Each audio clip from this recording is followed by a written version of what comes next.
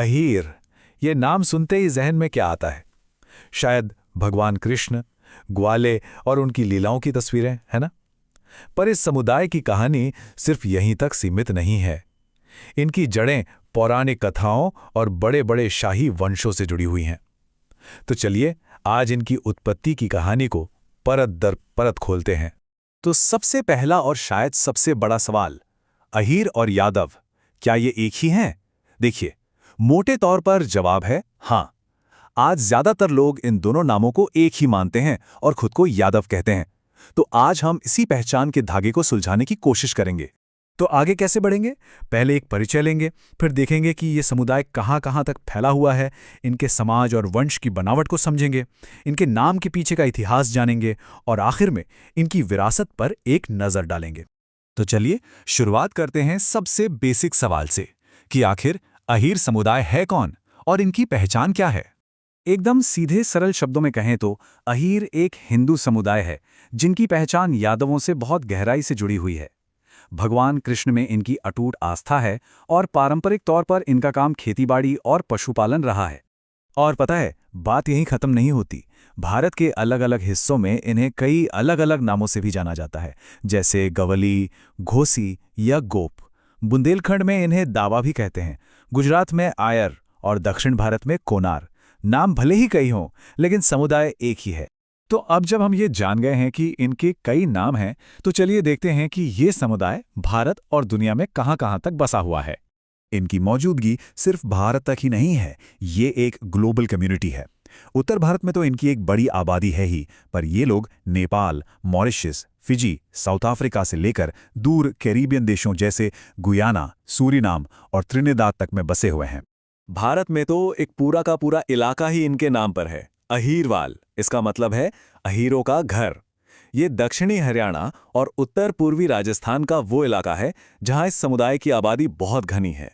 तो ये समुदाय इतना विशाल और फैला हुआ है, पर क्या इनके अंदर भी कोई बंटवारा है? जी हां। चलिए अब इनके सामाजिक ढांचे को थोड़ा करीब से देखते हैं, जो मुख्य रूप से 3 वंश समूहों पर टिका है। ये 3 समूह हैं। यदुवंशी, जो खुद को महान राजा यदु का वंशज मानते हैं। दूसरे हैं नंदवंशी, जो अपना नाता भगवान कृष्ण के पालक पिता नंद बाबा से जोड़ते हैं।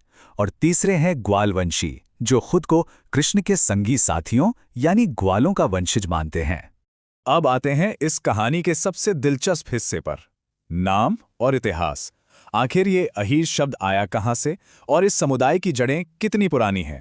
अहीर शब्द जो है वो असल में संस्कृत के शब्द अभीर से निकला है, और अभीर का मतलब होता है निडर यानी फियरलेस। तो इनके नाम में ही इनकी पहचान की एक झलक मिल जाती है। तो फिर सवाल वही है, इनकी शुरुआत आखिर हुई कैसे? इसको लेकर ना कई पौराणिक कथाएं और ऐतिहासिक थ्योरीज हैं। आइए एक एक करके इन पर नजर डालते हैं। पहली मान्यता हमें मिलती है पद्म पुराण से, जो इस समुदाय का नाता सीधे सीधे दिव्यता से जोड़ती है। पता है पद्म पुराण में क्या लिखा है? उसमें भगवान विष्णु का कथन है, मैं अहीरों के बीच 8वें अवतार यानी कृष्ण के रूप में जन्म लूंगा।